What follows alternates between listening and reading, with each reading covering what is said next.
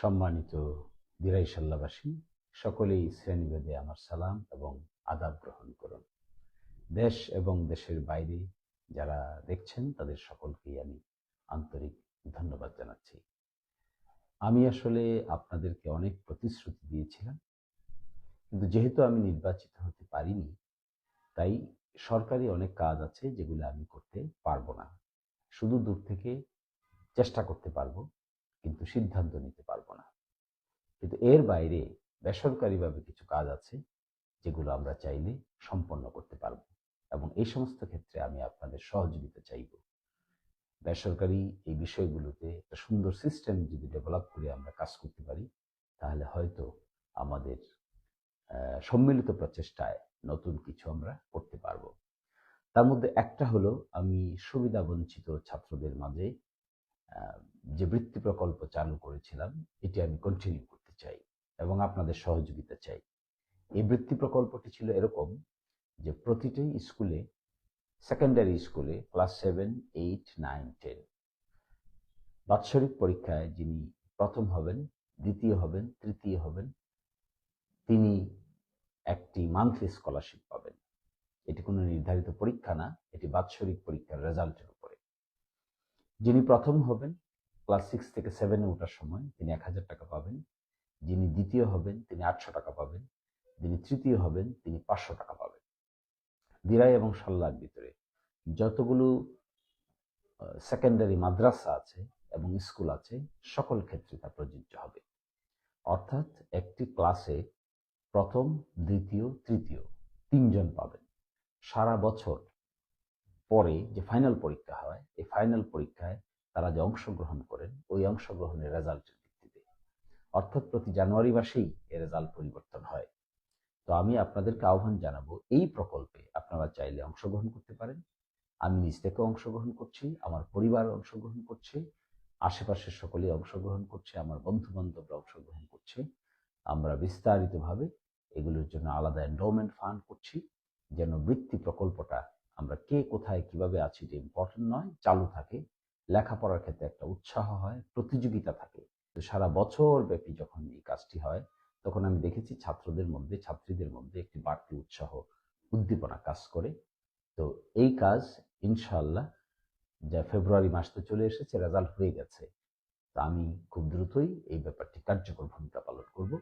আপনার অথবা free of cost ambulance দরকার, যে অ্যাম্বুলেন্স দিয়ে সিলেটে নেওয়া যায়, সুনামগঞ্জে নেওয়া যায়।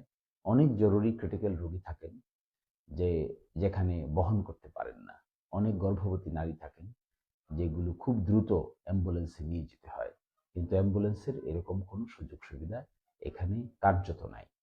তো আমি চেষ্টা করছি, ইনশাআল্লাহ খুব দ্রুতই আমরা একটা সিস্টেম চালু করব।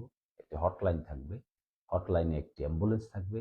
এই অ্যাম্বুলেন্সে শুধুমাত্র তেল খরচ দিয়ে, কোনো ধরনের কোনো পয়সা ছাড়া, ভাড়া ছাড়া, তেল খরচ দিয়ে একজন ব্যক্তি ইমার্জেন্সি পেশেন্ট হলে সে দিরাই থেকে সিলেট, দিরাই থেকে সুনামগঞ্জ কিংবা অন্যান্য জায়গায় যেতে পারবেন। এরকম একটি অ্যাম্বুলেন্স সার্ভিস আমি চালু করতে চাই। ইতিমধ্যে আমি প্ল্যান করেছি, কথাও বলেছি 2-4 জায়গায়। আপনারাও আমাদের সঙ্গে থাকবেন। আশা করি এই কাজটিও আমরা খুব দ্রুতই শুরু করতে পারবো। মাঝখানে রমাদান আছে, এই রমাদানের সময় যেহেতু রাস্তাঘাট নাই, সেখানে নদী নালা, পানি, হাওর বাওর পশ্চিমাঞ্চলে খুবই জটিল, পূর্বাঞ্চলেও জটিল। তো কনসেপ্ট, নো অ্যাম্বুলেন্সের কনসেপ্ট একটি আছে। এটি যদিও কাজটি খুব সহজ নয়, কঠিন, কিন্তু আমরা সেটাও চেষ্টা করব। বর্ষার সিজনে একটি এক্সাম্পল আমরা দাঁড় করাতে পারি কিনা, যেখানে নো অ্যাম্বুলেন্সে ট্রিটমেন্টের মাধ্যমে এই ব্যবস্থাটি করা যেতে পারে। আরেকটি প্রতিশ্রুতি আমি দিয়েছিলাম যে বেকার সমস্যার সমাধানের জন্য আমি চেষ্টা করব। তো আমি প্রাথমিকভাবে অ্যাসেসমেন্ট করেছি, দায়িত্ব দিয়েছি, প্রজেক্ট প্রোফাইল তৈরি হচ্ছে। এই প্রজেক্ট প্রোফাইলে মূল বিষয় থাকবে যে ফ্রিল্যান্সিং ট্রেনিং কি করে দেওয়া যায় গ্রামের লেভেলে, অর্থাৎ দিরাইতে, সাল্লায়, সামারচরে কিংবা পূর্ব দিকের যে বাজারগুলো আছে, ফ্রিল্যান্সিং ট্রেনিং। এবং ফ্রিল্যান্সিং ট্রেনিং এর মাধ্যমে বাংলাদেশের বিভিন্ন গ্রামে বেশ পয়সা ইনকাম করার একটা মেকানিজম হয়েছে। তো আমি বেকার যুবক ভাই বোনদেরকে এই ফ্রিল্যান্সিং করার, বাড়িতে বসে ইন্টারনেটে, কম্পিউটারে কাজ করার জন্য যে প্রাথমিক ট্রেনিং মেকানিজম এবং নেটওয়ার্কিং, এটা করে দেওয়ার মাধ্যমে আমি চেষ্টা করব যে ইনিশিয়েটিভটা আমরা অল্প কিছুদিন সময় আমরা নিব। প্রজেক্ট প্রোফাইল তৈরি হচ্ছে, জায়গা খোঁজা হচ্ছে, এবং কোথায় সেই ট্রেনিং হবে, ট্রেইনার কোথা থেকে আসবে এবং এক্সপার্ট ট্রেইনার হবে কিনা, এবং তাদেরকে শুধুমাত্র ট্রেনিংই নয়, সাথে একটি ল্যাপটপে যদি দেওয়া যায় তখন তারা এগুলোর সঙ্গে ইনক্লুড হয়ে বাড়িতে বসে ক্রিয়েটিভিটিকে অ্যাপ্লাই করে তারা অনলাইনের মাধ্যমে দেশ বিদেশের বিভিন্ন জায়গা থেকে তারা ডলারে ইনকাম করার একটি সুযোগ এখানে আছে। আমি এক্সপার্টদের সঙ্গে কথা বলেছি এই সমস্ত বিষয়। এছাড়াও বেশ কয়েকটি খেলার মাঠের কাজ আমি শুরু করেছিলাম, যেগুলো শেষ হয়েছে, কিন্তু কিছু খেলার মাঠে ঘাস রোপণ করার বিষয় আছে। কারণ গ্রিন না হলে, সবুজ না হলে খেলার মাঠ সুন্দর হয় না, বালু পড়ে থাকলে খেলার মাঠ ভালো হয় না। তো সেইগুলির ব্যাপারেও আমি ইনশাল্লাহ খুব দ্রুতই নজর দিব। এই সবগুলো চিন্তা ভাবনা আমি সামনে করছি, যেগুলো একটার পর একটা শুরু করব। সামনে আসছে ঈদ। অনেক গরিব মানুষ আছেন যারা সত্যিকার অর্থে ঈদের সময় একটু চিনি সেমাই কিনে খেতে পারেন না, এবং ঈদকে কেন্দ্র করে অনেকের আছে ব্যক্তিগত পর্যায়ে একটি শাড়িও কিনতে পারেন না, বড়ই দুঃখ দুর্দশার মধ্যে থাকেন।